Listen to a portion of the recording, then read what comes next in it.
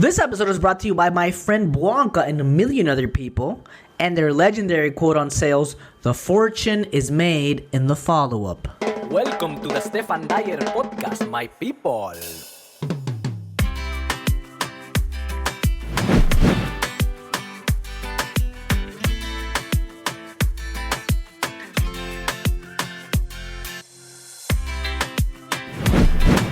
Hello, my people. ¿Cómo están, damas y caballeros? Welcome, my friends, to the Stephan Dyer Podcast, where I welcome people with remarkable stories for amazingly vulnerable conversations. Today, I have my good friend Kyle Vamvouris, the unbreakable, the unmistakable, the highly capable. My name is Stephan Dyer, former banker turned comedian, and today I welcome Kyle for an amazing sales conversation, public speaking conversation, stand-up comedy conversation, and how are all of these related? Kyle Vamvouris is a highly regarded B2B growth expert, author, and founder of Vouris. With a focus on data-driven strategies, Kyle specializes in helping B2B SaaS and service companies improve sales results and build repeatable processes. As the author of Cold to Committed and the Sales Development Framework, Kyle's books are essential resources for enhancing sales performance. Having worked hands-on with 60-plus B2B SaaS and service companies, he provides actionable insights and expertise. Kyle has trained over 1,000 sales reps, equipping them with skills to succeed in today's competitive environment.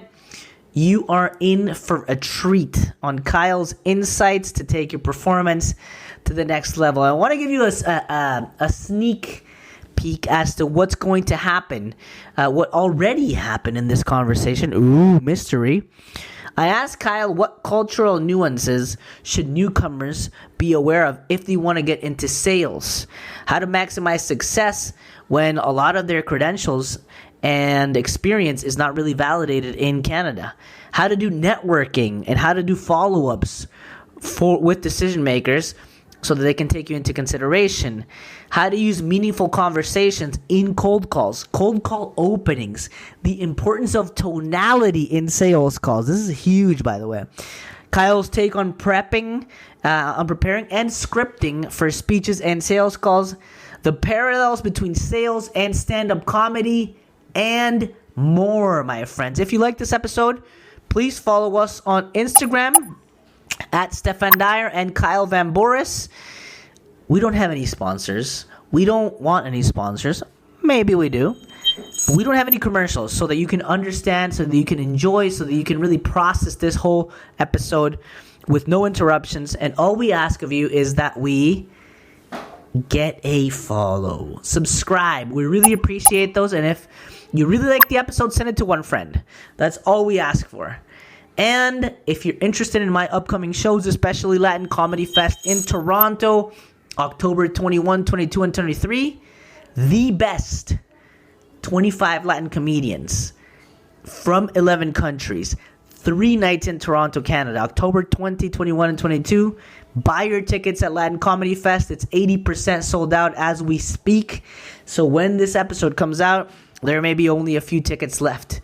My friends, please enjoy Kyle Vamvouris and Stephan Dyer in 3, 2, 1.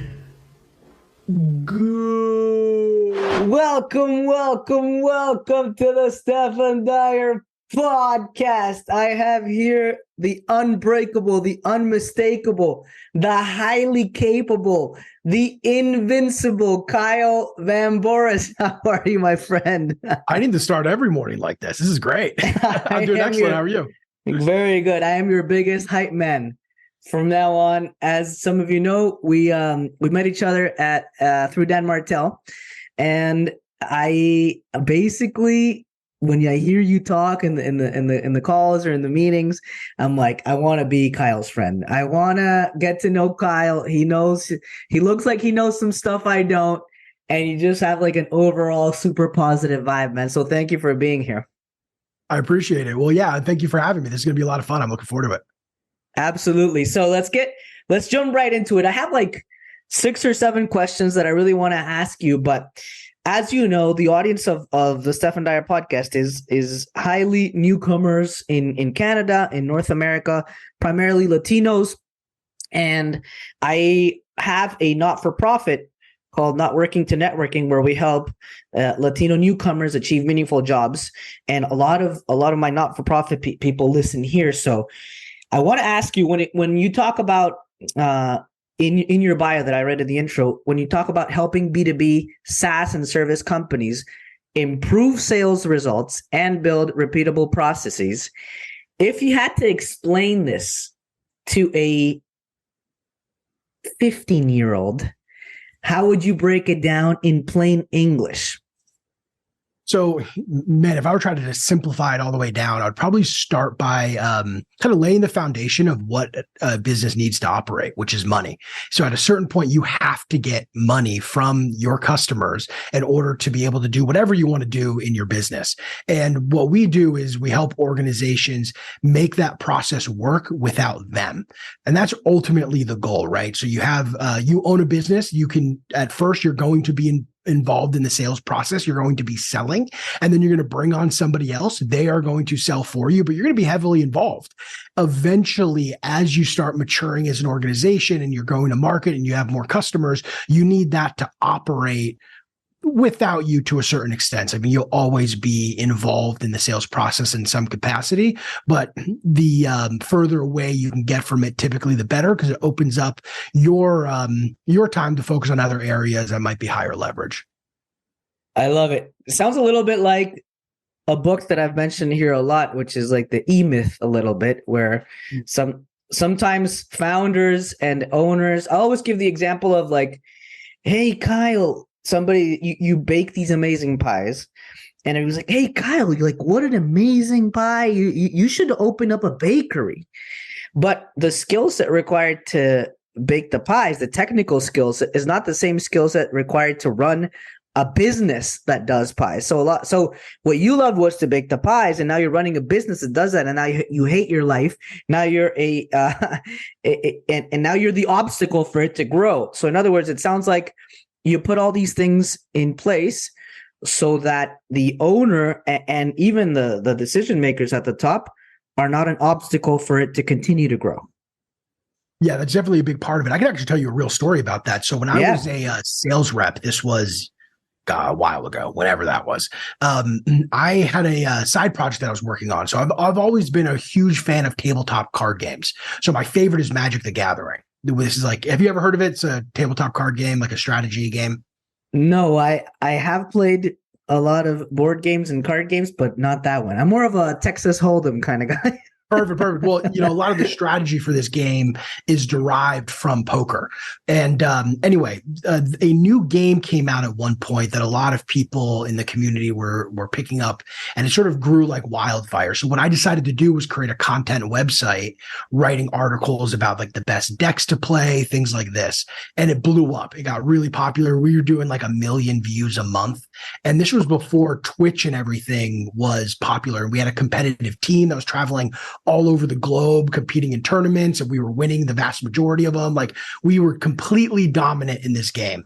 And it got to a point, because it's like there's a lot of drama in these types of things, like, yeah, there's just a lot of drama. I don't know how to describe it. People are very passionate about their hobbies, and it was just a lot of work and managing all of this. And I had trouble monetizing the website. Like, I didn't know nearly as much about marketing as I do now.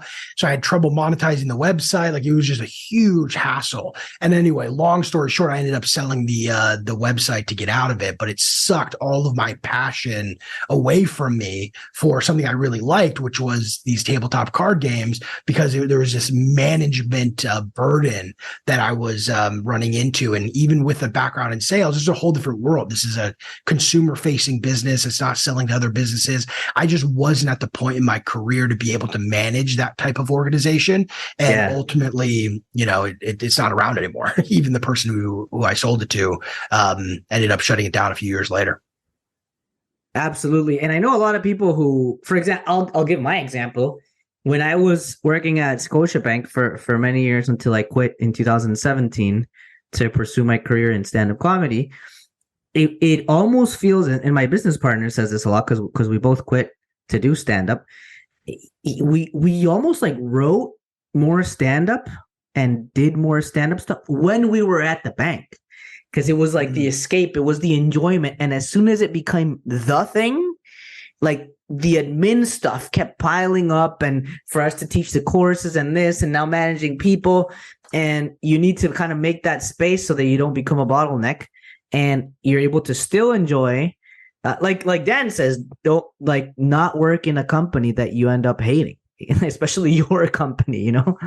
Yeah. So, and stand-up's no joke either. You know, you're getting rejected repeatedly. There's a lot of experiences where you're like, is this even what I should be doing? You know, so it takes a lot of resilience to be able to do that. And I think that applies very well when you do have a business, but man, it'll wear you down. That's for sure. You've trained thousands of sales reps. How did you get into your sales journey? Because you can't go to university for sales. It's almost like you can't go to university for stand-up. And there is a lot of no's, a lot of failing in the process. And I guess that's why it becomes so rewarding, because as you start to get these carrots and success, you want to do more. How did you get into sales? And were there any books or workshops that really catapulted you into becoming a better salesperson? Totally. So I'll start off with my favorite sales book, which is Challenger Sale. I read that when I first started selling software, and had a really big impact on me. But I'll tell you the quick journey. So I, similar to you with stand-up comedy, I actually dropped out of college to do stand-up full time. And while I was doing stand-up, I got a job at a local gym, and it was perfect because I could sell gym memberships during the day, and then at night I would do stand up. So I did, I would travel all around Northern California, and then I did a couple sets down in LA as well. So this was like the perfect situation for me, and I was pretty good at selling gym memberships. I was actually doing really well. My boss left and ended up going to a company called Intuit. So they make QuickBooks and TurboTax, and he reached out to me and was like, "Hey, you should probably try to get into tech here. This is going to be a big opportunity for you." So he actually referred me. They overlooked that I didn't have a degree. It was one of their requirements. They overlooked that because one, I knew somebody who was there, but then two, I did really well on my fake cold call. I practiced it a ton to make sure that I could navigate a cold call relatively well for someone who'd never done it. And they decided to give me a shot, which I'm forever grateful for. I was a SDR cold calling for 10 months, got promoted to an account executive where I was a direct salesperson. That's when I read the Challenger Sale and had a really big impact on me. After that, I went, I sold at another company, and then I ended up writing a book called Cold to Committed. It was a book I wish I had when I was an SDR. There wasn't a lot of content around how to cold call and book sales appointments. So I created the book on how to do that. It's called Cold to Committed. And then from there, I started leading teams. So then I would, I led an SDR team and then an inside sales team. One thing led to another. And then I started my company. But that was my sales journey. And that's how I got into it. And I learned from people a lot smarter than me, and going through the trial and error of being a salesperson. And it's a difficult job. In some ways, it's very similar to comedy. Sometimes it goes really well. Sometimes it doesn't go well. But if it goes well more than it doesn't, then you're probably on the right track.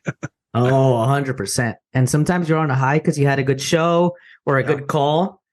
And then I always say there's nothing more humbling than stand up and sales. Because you could be killing it, and one show or one call could just demolish you and bring you to zero, emotionally and mentally. But that's the difference between the pros and the amateurs. Are you going to get up and do it again tomorrow or next time? Or like maybe you have a show in 2 hours, and it's always, and there's no such thing as, he already won. No, you have to always win it when you're doing it.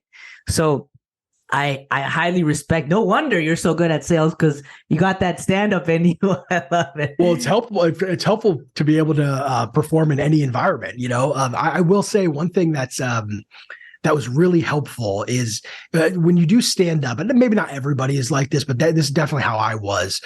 Every audience, every room was like a puzzle. And I was there trying to figure it out. And at the end of the set, if it didn't go well, I didn't put the pieces together. So it wasn't so much that I'm not funny. It's just I couldn't figure out what pieces I had to put together in order to make this room work, or make this room laugh. Maybe is a better way of framing it. But so that was really helpful. And the same thing applied to sales. So I became really good at disconnecting myself from the outcome, and the outcome being less of a representation of my abilities and more of a representation of my ability to construct what I need to in order to get the result I was looking for. So, there's a small distinction there, but I think it's a pretty important one. And it's very helpful when you start a company because, man, there's nothing harder, I don't think. Absolutely. And to not take things personally is super important. I always tell my students, like, a great show doesn't make you a great stand-up, and a horrible show doesn't make you a horrible stand-up comedian. And it's in the long term, are you directionally getting better, directionally accurate? And I always try to deconstruct, like you said, my audience, what nuances are there in the audience, what backgrounds, nationalities. If I could just like click once with them in the first 2 minutes, I'm in. I'm riding that wave, and I'm invincible. Nobody's taking me off that stage ever if I can like click in the beginning. So I'm always early, and I'm always taking notes on the audience members. I'm always taking notes. I joke around about lookalikes of people in the audience. I crowd work a lot. So I'm always observing. A lot of comedians, I'm not saying this is right or wrong, it just doesn't work for me. A lot of comedians are chilling, like on their phone. I'm like watching the show before me, watching the comics that go before me, so I can study. And the more I understand my audience, maybe the set won't change as much, but my delivery and some of my examples or some of my crowd work may change in that. When you have a lot of experience in B2B sales, I want to get your take on newcomers to Canada. So they're and to the States. They're unfamiliar with local business culture.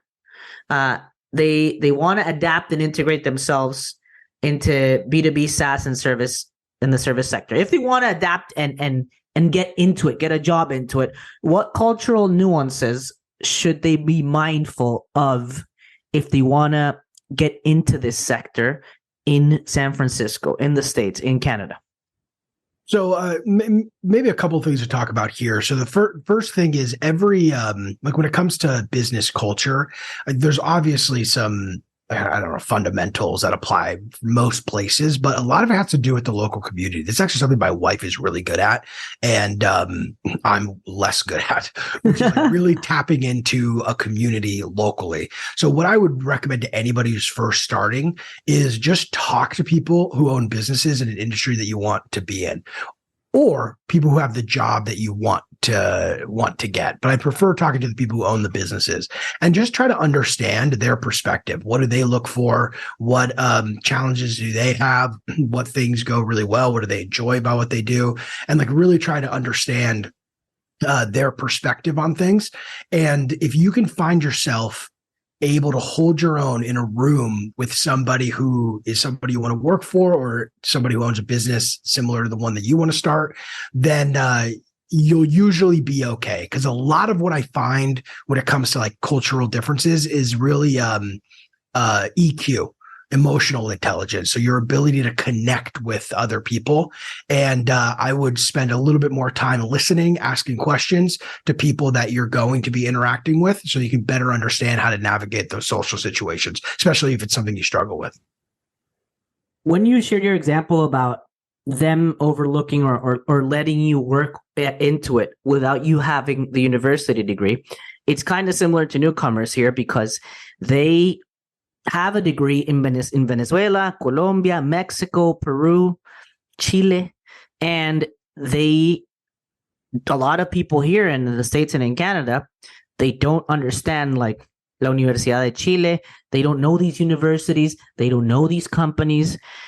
What would you recommend people do in order for the academic stuff to not matter, and they present and so that they can present examples in the interview or in their cover letter that is more important than the actual academic stuff.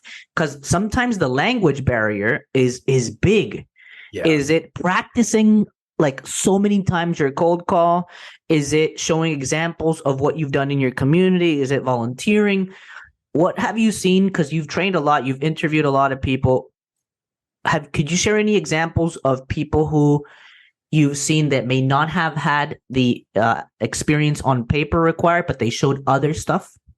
Yeah, I've hired a lot of immigrants too with language barriers, and they absolutely can be effective as salespeople. There's one advantage that I think immigrants have, which is really more of a stereotype. They work really, really hard. Really, really hard. And I tend to have a soft spot for immigrants. My grandfather immigrated here from Greece, not speaking a word of English. He ended up moving back to Greece with my dad, and then my dad came back to the US. So like there's a lot of, kind of immigrant mentality, especially when I was growing up. So I kind of understand that kind of that mindset. And also the impact that it has on work ethic. And what I would say to anybody is you get the job that you can and grow into the job that you deserve. Sometimes you have to do something that maybe is probably a little lower than where you should be because you have a degree or you have this experience. That's totally okay. If you can outperform in that environment and you work harder than everybody else, you will get rewarded for that. And so that's probably the main thing I would say is be willing to take a position and work your way up. Outside of that, I think what you said is 100% right. Talk about examples of what you've done in the past and how successful you were in the past. At the end of the day, whoever is hiring you is looking for a specific result. And if you can show proof that you have generated that results for other people in the past, then they're more likely to take a bet on you. But don't hide the fact that you're really hungry. If you're not hungry, then that's a problem. But definitely don't hide the fact that you're really hungry. I will always take a bet on somebody with unbelievable drive because I feel like it leads to more successful outcomes, at least in my experience. I love it. I'm fascinated by people who are really good at sales. And I'm fascinated about how they get there. But most importantly, the process behind each sales call. And I want to dig deep if you can share what you do before sales calls and the prep and some examples, because I find that learning from you who's done your 10,000 hours could be easily implementable. Success leaves clues. So things that you do or that some of your colleagues do in sales calls, newcomers could do for interviews. And is it investigate doing a lot of research on the audience, on the person interviewing, on the person you're cold calling? Is it or calling because it's a scheduled sales call? Is it doing power poses right before? Is it doing 10 push-ups or 20 like Dan says? Is it getting your workout in that morning? Do you have a script? How do you practice and get through the reps so that your voice and your demeanor doesn't show that you're nervous? I know some of these things are now automatic because you've done it so many times, but if you could kind of deconstruct it and recommend some best practices, that would be amazing. Totally. I mean, at the core of every sales interaction, there's a gap. There's where somebody is, and then there's where that they want to be. Your objective is to prove to them and get them excited about that you have what's necessary to cross that gap, to get from where they are to where they're trying to go. The same thing applies when you're interviewing. If I'm hiring somebody to work in my company, it's because there's something I need them to do. And whoever does the best job demonstrating that they're able to do that thing, I'm going to hire for sure every time because they've demonstrated that they're the best of the people that I spoke to. So what I recommend, and I actually have talked a lot about interviewing. So I know I have a unique perspective around interviewing for sales roles.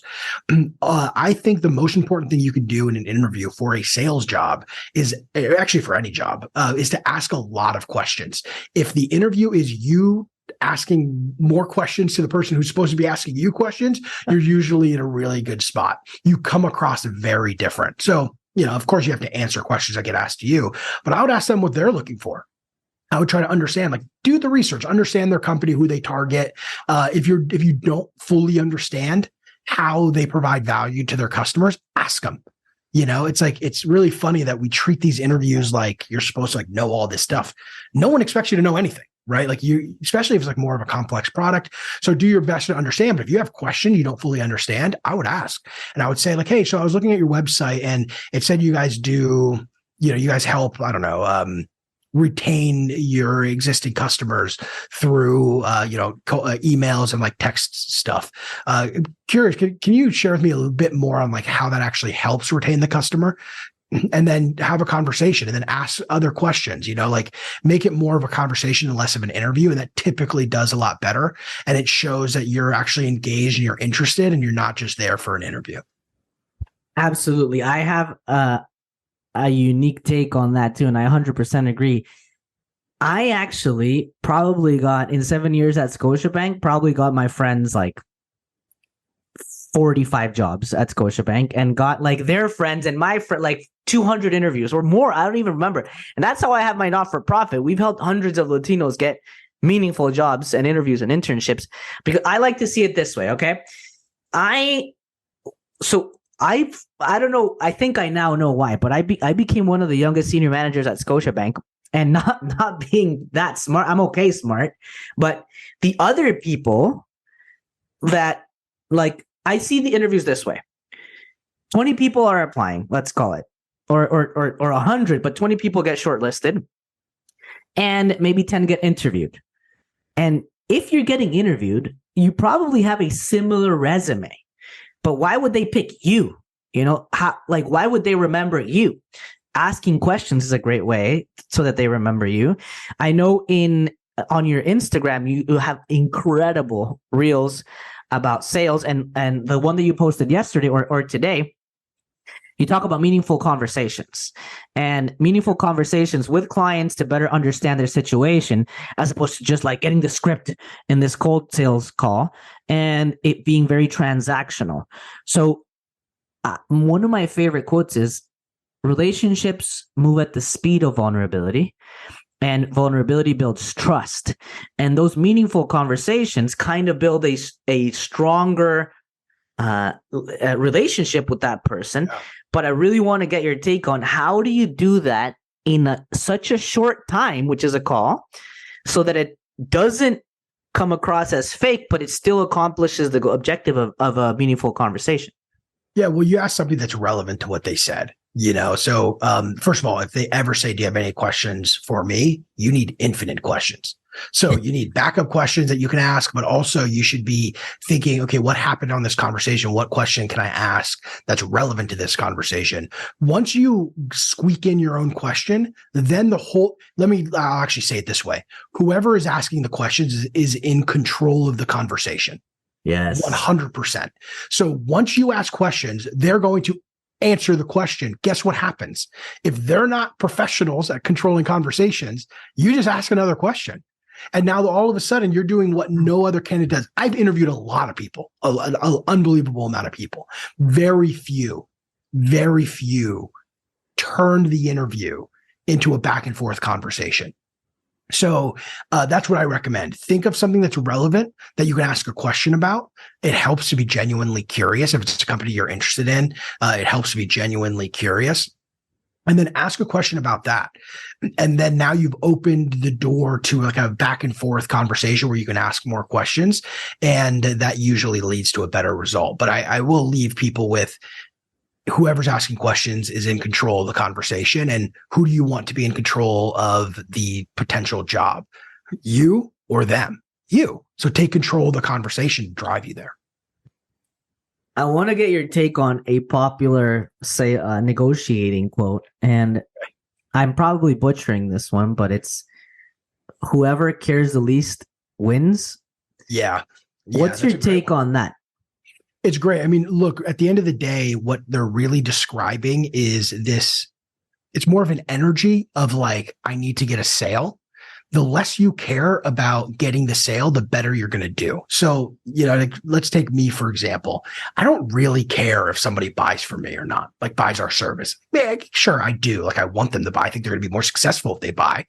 But I don't really care all that much. It's like, it's not my job to, make sure that they always make the best decision. I'm trying to do my best to help them make the decision that is choosing me as a, somebody to work with. But at the end of the day, if they determine that they're not going to buy, it doesn't really matter all that much to me.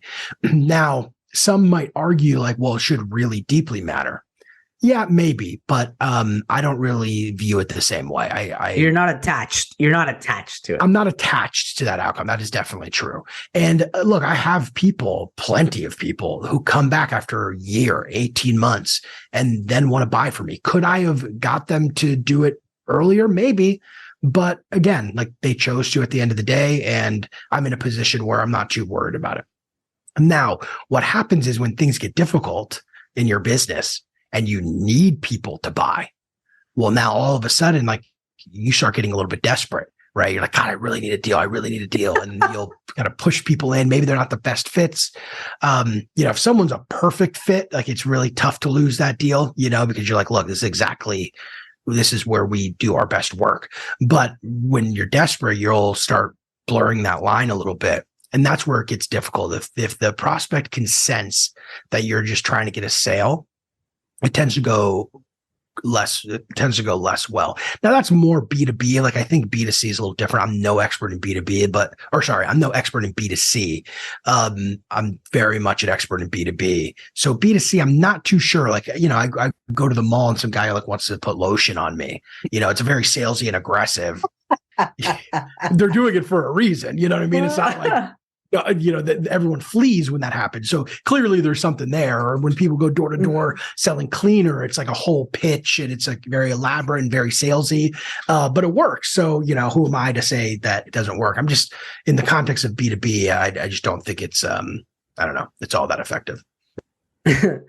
I love it. I want to get your take on when you see sales and even B2B in movies, or you see The Wolf of Wall Street, and all these movies about sales. It looks very sexy and alluring, and like, oh, you close it, but it's like when you get a laugh, like, or you kill a show, like it's only a couple seconds that, I mean, it could last you for the rest of the day or the night, but because you killed it that day or you closed that call, but it's a very small percentage of the overall time that you're in the job or on the job.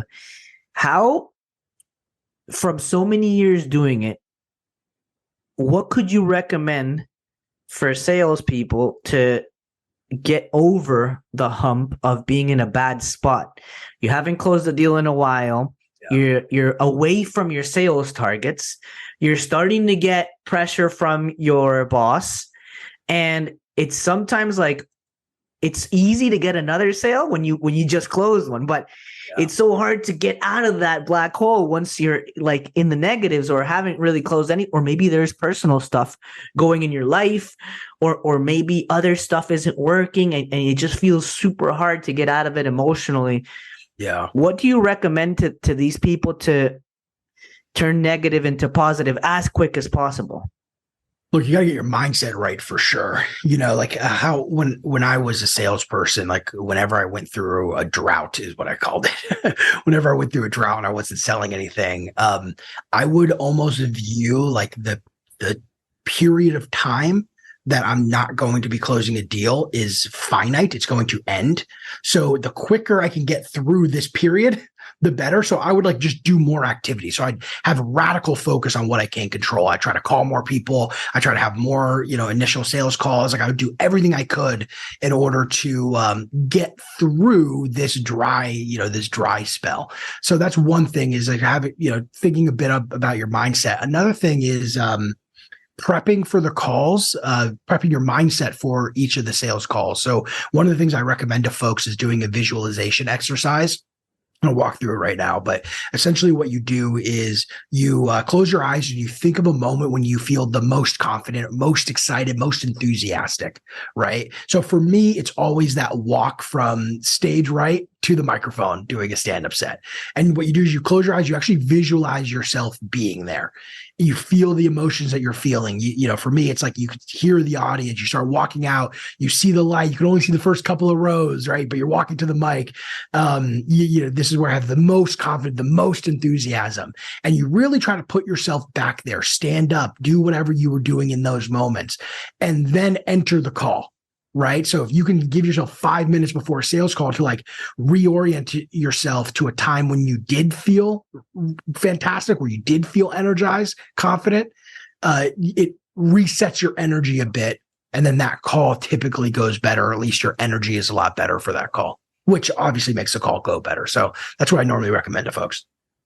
And how do you make yourself sound excited, but not desperate in the call, the tonality? I know that Chris Voss in Never Split the Difference talks a lot about tonality and in negotiating, sometimes speeding it up, sometimes bringing it down, the DJ voice. How do you adapt? Because you've done so many reps, and me as a public speaking coach, because I teach a lot about public speaking as well, I'm fascinated by tonality. And if we had to round communication into percentages, the vast majority is body language. Let's call it 70%. So 70% of communication is, let's call it body language or how you look. 20% is tonality or how you sound. And only 10% is the words that are coming out of your mouth. But when the people can't see you in a call, that 70% body language, they imagine it based on the tonality. Yep.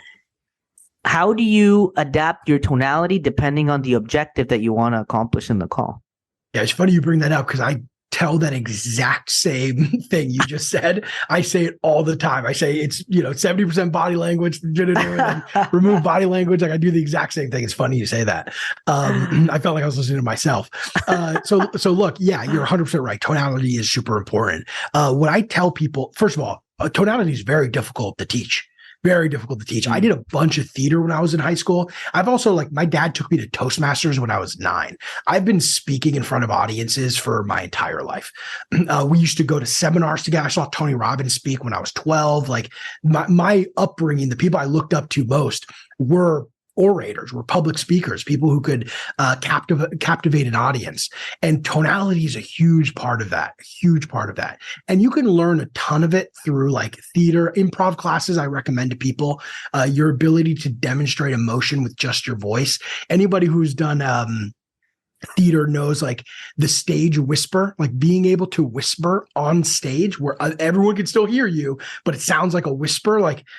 How does that work, right? Whispering is supposed to be quiet. So you can control and manipulate your voice to do whatever you want it to do. And I think those types of exercises are very useful. So you can learn a lot from there. But what I teach people who don't have that background is whatever emotion you're trying to portray, especially on a call where your body language can't be seen, make the body language very dramatic. So for example, maybe I want to sound flustered over the phone. I will pretend like there's papers all over my desk and I'm looking at all these papers and I'm just overwhelmed and flustered because I'm going to sound a lot more flustered, right? So you can sort of hack it a bit by getting good at visualizing and then using your body. That's probably the best way, other than actually going through training, to do it, where you're just using your body in a very dramatic way to demonstrate that emotion. And since they can't see your body, they don't know you look like a weirdo. So that usually helps. People on the radio do the body a lot too when they're narrating sports games or when they're doing anything. They're big on the body language. And if you look at people who read the news, you're kind of supposed to be impartial. So there's not a lot of change in the tonality, and there is not a lot of words that convey negative or positive at times. The word may be disaster, but it's not horrible disaster. You know what I mean? In the headlines. But when it comes to really trying to influence and persuade, you do want to do the body language because it will influence. And even standing up helps a lot when you present and you do keynotes and you do sales calls, because if you're standing, you're not sitting down. And when you're standing, it's not affecting how you move, and you're not anchored to a single position. So I really like that a lot. And I'm also a big fan of questions. Questions in sales. Obviously, you're an expert at that. I have two questions that I think I took from Dan. but I just recently flew to Kelowna for this. I won the VIP coaching call, and dude, it was transformational. It was just a fantastic experience, and also to be around people who've done it and done the reps. And Dan uses the even with me when he was about to do the coaching call, he's like in person. He's like, so what would make this a 10 out of 10? And the other question was, what would need to be true for the following to happen? Or what would need to happen for you to, and maybe in the case of sales, for you to buy this program? What would need to be true? Do you have any top 3, top 4 favorite questions that you use to uncover, to override objections, to handle objections, or as Chris Voss would call it in the book, like to uncover black swans, which is like the real reason why they're not buying? Sometimes they'll say like, yeah, it's too expensive, but that's not it. What are your favorite questions? So for that one specifically, I like saying, outside of this, so let's just say you get an objection. Let me back up for a second. Let's say you get an objection. I want to isolate that objection. So I always will say, so assuming we're able to solve that, or assuming the price was lower, would you be willing to make a decision today? Outside of the pricing issues or anything else that's holding you back, some variation of that I like quite a bit. And what that does is it really isolates that this is the only thing that we're talking about. And it becomes very difficult if you're able to solve that thing for the prospect to then say no. If they do, it's because there was something else. So you want to isolate it to make sure that it's really the only one. So, hey, if this, if we were able to make this the price that you wanted it to be, would you be able to move forward? Yeah, I would. Yeah, that's the only thing holding me back is the price. Okay, well, help me understand what your problem with pricing is. Is it, the upfront cost? Is it the monthly fee? Whatever. And then you start like isolating within a pricing objection. What part of the pricing is it? Determine the agreement, whatever. So then you can see if you can come to some kind of negotiated end. Sometimes you can't change pricing and you're just not going to change it. So you need to like help demonstrate value. But so that's one question that I like quite a bit. I say, is this fair a lot as well? Is that fair? That's how I kind of drive things forward throughout a call. I always say, is this fair? I think it just comes across nice and very like, I don't know. It comes across very thoughtful and sort of how I talk. So I use that quite a bit. And I think it's more popular now, but so maybe it's less effective, but it's still one of my favorite questions. I'm trying to think if I have any. A lot of my questions are very like specific to that situation. So I don't have any. Like Dan's question, I think is a great one. It's another version of, if we were having this conversation in 3 years from now, what would have to have happened for this to be the best decision that you had made? That's another good question. Like I forget was it Jay Abraham? I forget the kind of the origin of that question. But honestly, he probably got it from someone too. So those are some of the questions that I like. Are you a fan of the only things that I've learned about sales, and this is my limited experience, but I use them all the time, is Never Split the Difference by Chris Voss, and labeling and mirroring and no-oriented questions, and then the Wolf of Wall Street course that a friend sent me on Google Drive. But when the no-oriented questions, I love them, and it goes like, I only know like a couple, but it's basically like, instead of saying, do you want to buy this? It's like, would it be a ridiculous idea for you to move forward with this today? And by people saying no, it means yes. And by people saying no, they actually feel safe. When people say no, they feel safe. Yeah. So are you a big fan of, or like, would it be a ridiculous idea for us to sign the papers today? But if you're like, you want to sign the papers today? Like, no. But it's like, would it be a ridiculous idea if we sign the papers today? Or even like asking my wife, like, let's say for like ridiculous example. Like if I want to go to Cancun this weekend, but we have a 3-year-old, it like takes a lot of planning. You want to go to Cancun? It's like, what? Are you crazy? But you want to get the yes, right? But if you're like, would it be just like a ridiculous idea for us to consider going to Cancun this weekend? It's like, I mean, it wouldn't be like ridiculous, but we would have to like take this and that, you know? Yeah. Do you use the no-oriented questions, or are you so good with your own questions that it just accomplishes the same objective? So I would say I do use them. I use them probably most in cold calls. So I teach reps at the beginning of a cold call to sometimes use, it depends. Everybody's a little different, but if they work well for the person, then you saying something in the beginning like, did I catch you at the worst time? No, you didn't catch me at the worst time, you know? So definitely I do use those sometimes. I don't use them as much as I probably should. I mean, the biggest barrier of sales is trust, getting somebody to trust you. And I do a pretty good job of kind of bridging the trust barrier very quickly. So it relieves a lot of the pressure to use tactics that are best practice. So there's a lot of things that I teach sales reps to do that I don't do personally, but I don't have the same relationship with the buyer that the sales rep does. When you're a sales rep, the buyer looks at you as a sales rep.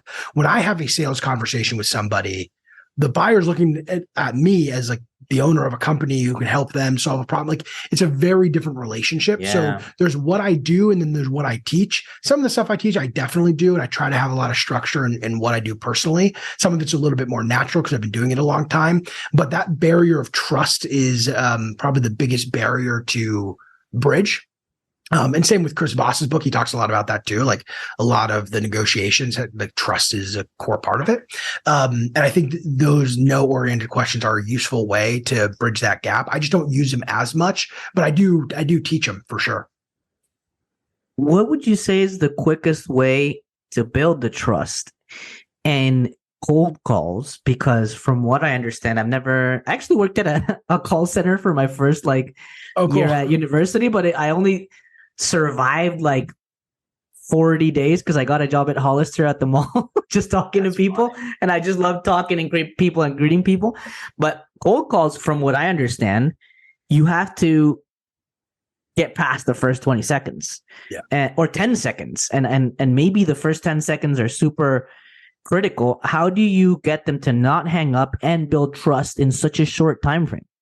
Yeah, well, this is my favorite topic, by the way, because there's so little room for error that you can really heavily optimize the beginning of a cold call, especially. I mean, my first book is just Cold to Committed. Cold to Committed is mostly on cold calling. I mean, I touch other stuff there too, but the cold calling stuff is gold there. And I can tell you that first 10 to 15 seconds, I view it as buying time. They answered the phone. I only got a couple of seconds, but if I say something that can give me kind of a net increase of what I used to say that thing, then we're going to be able to get into a deeper conversation where there's more room for error. So you're 100% right. It's all about getting through the beginning. And look, you said earlier, you were talking about empathy and how important vulnerability and empathy is in building trust. So one of the things that I do or that I recommend for cold calling is what's called a permission-based opener. By the way, some people do not think that this is a great way to start a cold call. I'm not a huge fan of just jumping into a cold call. I used to be, where you just start pitching right off the bat, but I'm not anymore. And I have data to back it up. I mean, we've analyzed over 3.9 million cold calls. So I know, I doubt there's anybody who has looked at more cold call data than I have. Maybe a couple people, but yeah, I'm definitely up there. Here's what I can tell you. From all of my testing, the permission-based opener works really, really well. What it sounds like is, I usually start a cold call with "How's it going," which people don't like, but it just works for me, so I do it still. Where I'll say "Hey, how's it going? Hey, Frank, this is Kyle. How's it going? Great. Well, I'm not sure if we can help each other, but I felt like it was worth a quick call here. Do you mind if I ask you a couple of questions and then I'll let you decide if we should chat? That has always worked really, really well as a beginning. Sometimes I'll throw in what we do. Hey, Frank, I'm not too sure if we can help each other. I typically work with B2B SaaS and service companies, help them build a repeatable sales process. You mind if I ask you a couple of questions and let you decide if we should chat? And notice how like I'm scrunching my face. I'm behaving very curious because I want to come across like genuinely curious, and the tone's a little important there.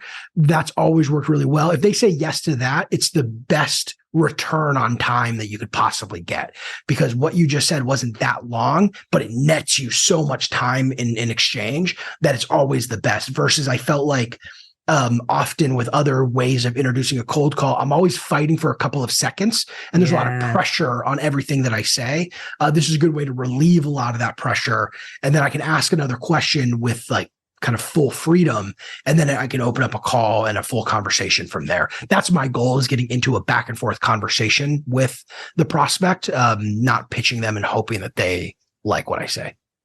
It's almost like the first 10 seconds is the price to pay. If they say no, that's okay. But if they say yes, the expected payoff is so much higher, because now you've you got the permission from it. I love it. And a lot of people say yes. Like it's a good amount of people say yes, where they're like, yeah, you can ask me a couple questions. And then all of a sudden you got like a minute of their time. Like anyone who answers a call, for the most part, has 5 minutes to talk to you, 3 minutes especially. So there's not really, it's rare that they actually don't have time. It's very rare when they actually don't have time and they answered a random phone number. Does it happen? I just got cold called, by the way. I'm going to go and do not disturb. Anyway, so it's very rare, right? Like if I had answered, I can't answer that call because like I don't have time. I'm talking to you. But if you and I weren't talking, I probably would have answered that call real quick because I could burn 3 minutes talking to some cold caller, and I like to nerd out about it. So it's always fun for me. What other findings, if these are, if you can share them, in addition to the permission-based opener, what other findings were groundbreaking in these 3.5 million research about the cold calls? Yeah, well, the big one is most people don't answer the phone. So if you want real groundbreaking data, most cold calls don't get answered. You know, I think the average is probably around 5%.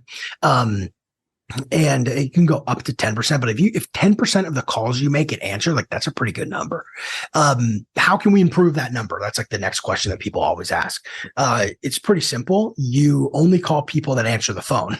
Okay, well, how do we do that? So what I usually suggest people do is when they're cold calling, regardless of if somebody says they're interested or not, you mark them as connected. So they answered the phone. You know, the term I use is prospect. They're a prospect because they have answered the phone. So you'll call through a list, and maybe of that list of 100 people, 10 of them answer the phone at some point. Maybe it's 20. Maybe 20 of them answer the phone at some point. Maybe not the first call, but over time, about 20 of them will end up answering the call. Well, as you're cold calling a totally cold list, you're pulling out those 20. And you're putting them in its own little bucket. And then eventually you're only calling people who have a history of answering the phone. And that increases your connect rates to like 30 or 40%. And it's so effective that there's services that just do that part for you. So that way your reps are only calling people who have a history of answering the phone. And I think those are great services. Networking plays a crucial role in sales as well. And are there any actionable strategies from Cold to Committed or the sales development framework that you could share or recommend for newcomers trying to break into the B2B SaaS sector or improve their sales technique or actually, because networking is a sales, like sometimes when you send a cold message on LinkedIn or when you send a direct email to decision maker, it's sales. It's sales, and it's like I teach this course called business presentations and public speaking at the University of Toronto. And there's a thing that we teach. It basically is like the lazy rule.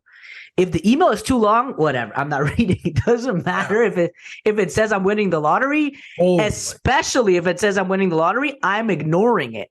So those first two lines are critical. Any networking techniques that from your two books that you could recommend to anybody, but especially newcomers? So a couple of things on networking. So it also depends on like who you're networking with. If you're networking with peers, it's going to be a little bit different than if you're networking with like maybe people that would be more mentors to you.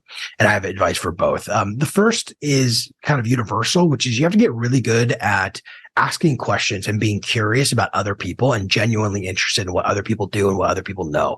I firmly believe you should treat everybody like there's something they could teach you. And if you live your life by kind of that belief, what you'll find is that people are a lot more interesting than they might look on the surface, So that's the first thing, and being genuinely interested in trying to learn more about other people.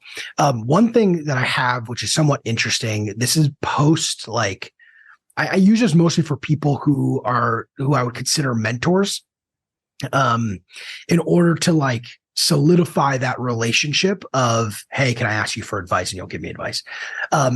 What I do is if I ask somebody for advice who is much more ahead of me, whether it's a coach or somebody I met who, is much further along than me, and they take the time to listen to my situation and give me feedback, I listen to their feedback. That's step one. Hopefully that's already happening. But then I close the loop with that person and tell them, hey, I implemented what you told me to do. Here was the positive result. I greatly appreciate you taking the time to sharing with me, what I should do in that situation. It worked out really well. You'd be shocked how many people do not close that loop. They accept the advice and say, thank you so much for the advice. They're very grateful, but then they either don't do it or they do it and it worked and they don't tell that person again. And what I have found is since very few people, first of all, very few people do what you suggest they do. But of the ones that do, very few of them actually close the loop. So that person never gets the best part about giving advice, which is it working for somebody. That's the best part. That's the only reason why you give advice is because you want this person to be in a better position after following the advice. But if you never tell the person that, then they don't get the reward of giving the advice. Why would they ever give you advice again? Because you said thank you once. So anyway, this is like a critical like relationship building, technique. If it's just like being thoughtful, excuse me, it is by far my most powerful way to build a relationship with people who are much further along than I am. And I'm very, very intentional about it. If somebody tells me what to do, I do it exactly, letter of the law, what they told me to do. And then I close that loop and I tell them the success that I had. And that person gets really excited and they're more likely to give me more advice in the future if I need it. It sounds like you're implementing one of my other favorite quotes, which is the fortune is made in the follow-up. And that is follow-up. Yeah. You're following up on the advice. And I one of my coaches, his name is Blanca, he used to always share that quote. And the amount, obviously I have no percentages, but it's significant. The amount of money that I've made because I did the follow-up. Yeah. And an sometimes even unexpected, short, right. Short and simple. And sometimes in the follow-up, it doesn't even have to be about the deal. It could be about, hey, I saw that you shared this on LinkedIn. I just wanted to congratulate you on that. And not a lot of people are doing that. Or sometimes commenting on, this is not a follow-up, but commenting on their posts on LinkedIn is a way to give, so that when you want to ask, you kind of already built some real estate in their heart and they have you top of mind. But the follow-up in sales is super important because you are top of mind and you show that it matters. It's not like, oh, okay, you want this? No, okay, bye. It kind of, right. You're invested a little bit, and sometimes everybody's busy, so they forget, and you don't. So it shows you have a process, you have a CRM, you're intentional, and if there's a product market or like a client, if this is a fit with this client, it's really important to do a follow-up. Do you have any advice on how to do follow-up, email, LinkedIn, phone calls? And are there any other techniques that you could share on how to build some real estate in their hearts before you ask for stuff? Yeah, so a couple of things here. When it comes to follow-up, it depends if you're talking about like somebody you had a light conversation with, like a sales conversation and didn't move forward. Then you can use email, LinkedIn. I like to call those people the best and just say like, hey, we spoke a little bit ago, there's a couple of techniques you can do. Like there's one script that I like for deals that didn't go through, where they didn't buy, where I call them back and I say, hey, I'm doing a bit of quality control. You had seen a demo of our product before in the past, or we had spoken about you potentially working with us before in the past, and you chose not to move forward. And I was curious, was there something we did that pushed you away, or what happened here? And that's always been a really good kind of script for me. But more important than that, like I kind of want to take this a different direction and talk more about following up with folks that maybe they're further along, or there's something that's in it for you. And I have a bunch of examples of this. There's two things that I do. One is what I already mentioned, which is close the loop with them when they give you feedback. The second thing is when they give you an opportunity, go way above and beyond, like ridiculous, so much that it's uncomfortable. So I'll give you an example of this. This is actually how I met Dan Martell. So a client of mine introduced me to Dan, and Dan asked me to come and speak at a boardroom, which is his kind of a higher level mastermind for SaaS founders. And that was a big opportunity for me. One, I love speaking. I hadn't done much speaking. I'd done a little bit here and there, but not a lot of speaking. Since then, I've done a ton, but I hadn't done. How long ago was this? This was last year, almost exactly last year. Yeah. Next month there'll be, I'm actually speaking at his event again next month, and it's exactly 1 year from the previous event. So congrats, man. And, listen, we had 1 30-minute call, and he asked me to speak at his event. Like, that's a really big deal. I sent him something nice in the mail, whatever. It's a very big deal. Like, there's a lot of trust he's putting on me that I'm fully aware of, right? He's going to bring in basically a stranger to come speak to his audience just because one of his clients said that I'm good. Now, granted, I did speak to the team of that client. So the client was like, yeah, he's a great speaker. So, a little, maybe less risky, but still pretty risky, right? So he gave me an opportunity. I went as above and beyond as I could. There was no slide deck, so I printed out my spreadsheets that I usually go through on physical boards and brought those in. I had handouts for everybody that were laminated.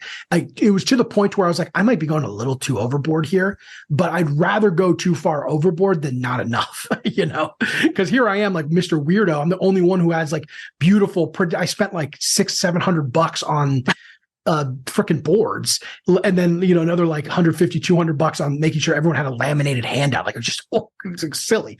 I even brought them I love dry erase markers to write on the laminated thing, because there were spaces where they could write. Like, I just put all the chips on the table, try to provide as much value as humanly possible, and it went really well. And I'm sure if you ask Dan, he probably noticed. I mean, he definitely said when he came in, he's like, wow, I appreciate how thoughtful you were to bring in like this stuff, the boards and all of that. I'm sure if you asked him about it, he would say the same thing. Now, was that strategic? I mean, maybe you could argue it was, but it's also like a core value of mine. If somebody is going to give me an opportunity where there's some risk in it for them, I'm going to make it such a big reward for them that they're like, thank God I did that. That's a safe person that I can work with again, because I know they're going to come prepared. Even this talk, like, I'm working with Dan's team on this talk that I'm giving in a month here. Every deadline, I was a few days before, always making sure that I had enough wiggle room just in case they had some feedback for me. And I was on top of every single deadline. I was not late. I was fast to respond to everything, because I want to make sure that whenever somebody gives me an opportunity, that I'm meeting that opportunity with the amount of zeal that you would expect from somebody that actually values the opportunity. So that's something that I'd recommend for everybody, no matter how small the opportunity is. I would treat it like the biggest deal possible, even if it's not that big of a deal to you. I love it, man. That's so in line with my core values and my philosophy as well, where I'm like, in all honesty, I didn't have the money to join Dan's program. I took it out of my line of credit. I don't have like 12 G's just hanging, and I was like, I'm going even in my chat with Dan or Dan sales reps, I was like, I even try to sell them on like, I could coach like Dan to be more humorous in his reels. Do you have like a scholarship? I don't know. Like, and I'm like, listen, there's going to be nobody more committed than me in that program. I don't know who it is or what's good. And then that testimonial contest came, he announced it. And I was like, this is the world championship of public speaking for me. And I prepared probably more than any other speech for that. And I put like all the stuff that I had been thinking of for that of the benefits. I put them on a Post-it note. I put it right under my iPhone camera so it looked authentic. I was authentic, but I still want to hit all my points. I run a lot, I exercise, but I went for a 5K run to get myself hyped. I actually listened to the podcast episode that gets me the most hype, Conor McGregor with Tony Robbins.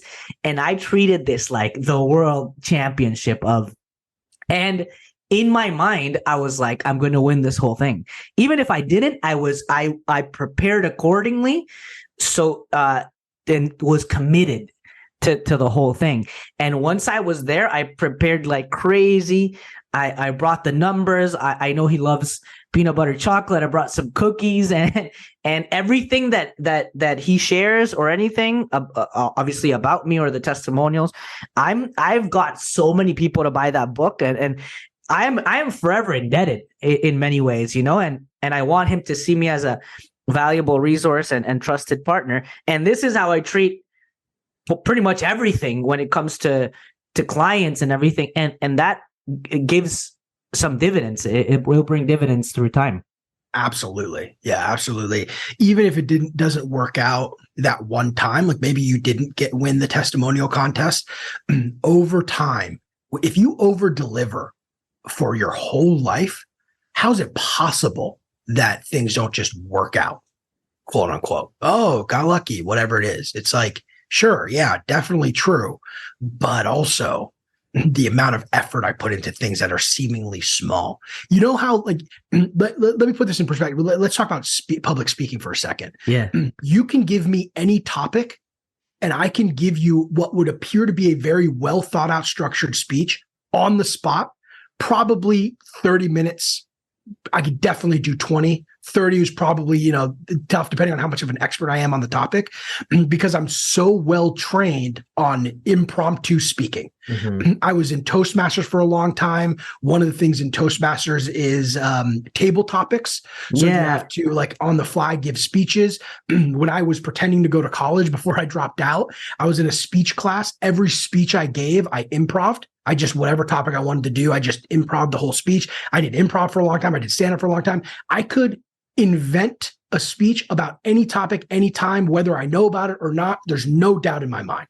That's the one thing I'm the most confident about. I'm very good at it. I didn't have to put nearly as much effort as I did into that talk last year. Not nearly. It's also a topic I talk about a ton. I scripted, which I never do. I scripted every word that I said. Every word. I was driving in my car, going through the talk while driving.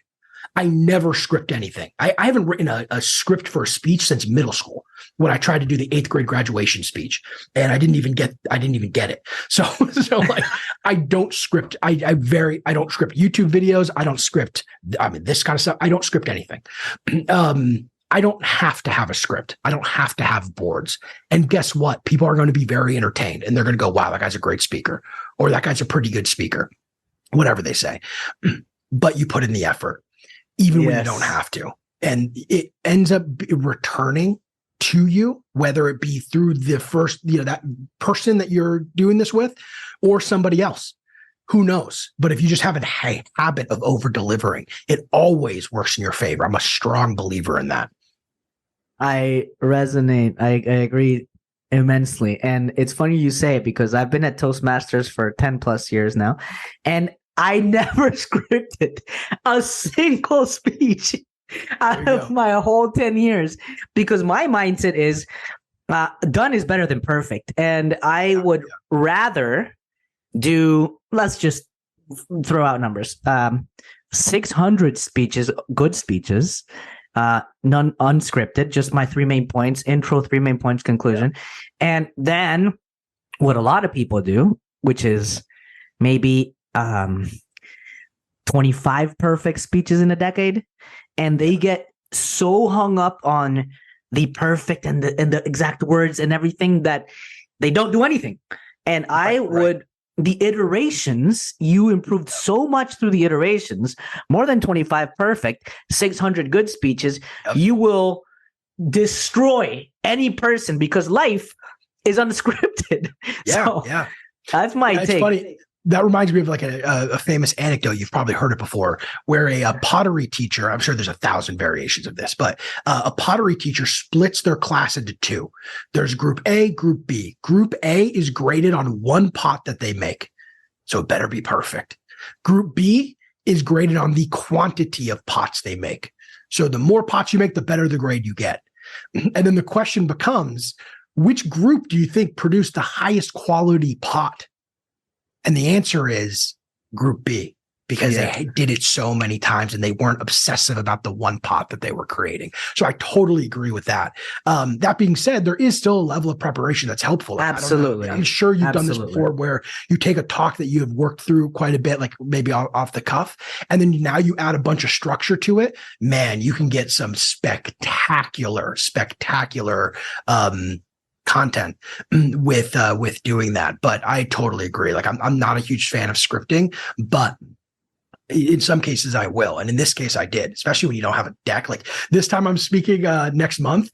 I have a whole deck with like speaker notes that appear on the stage for me. I'm like, this is going to be a walk in the park. Like I keep like reviewing my deck, like almost obsessively, but I'm like, there's nothing like to change here. Like it's like I have my little like sentences to like trigger what I want to say here, and that's it. Like I guess I don't really need more because I have a deck that I can walk through. It's funny, like when you get like a little bit of a cheat code like that, it's just like totally different than what you're used to. Because either I'm winging it or I'm going to be like super prepared. But you give me like a deck, it's like this is game over. It's a lot easier.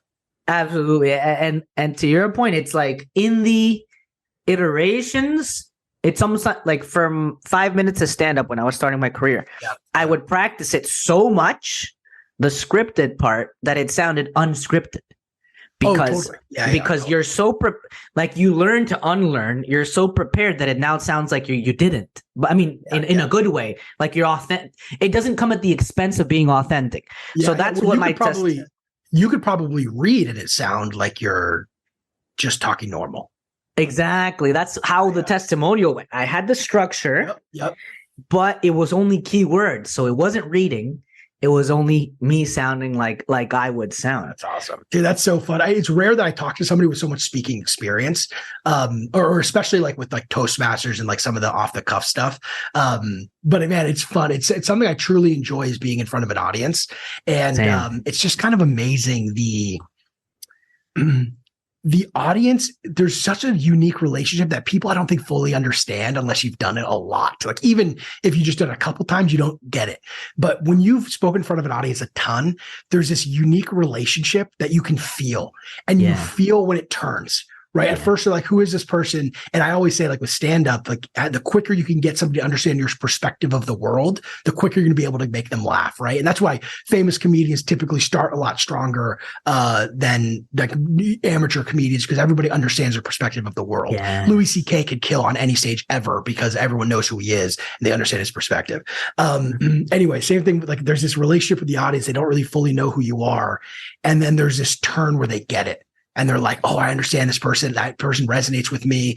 And that's a really magical experience that I would encourage everybody to get to experience it sometime.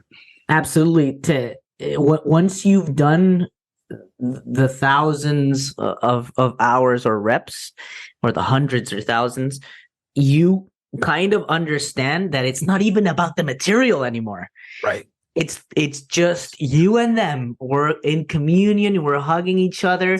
Let's work through it. The material is secondary. Because if you like me, you're gonna like the material. That's but if you like so to me, I'm always like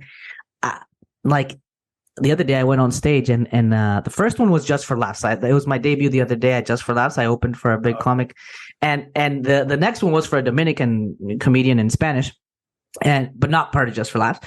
And I, like 1 minute before going on stage, I had prepared so much for the other one that I didn't prepare for the second one.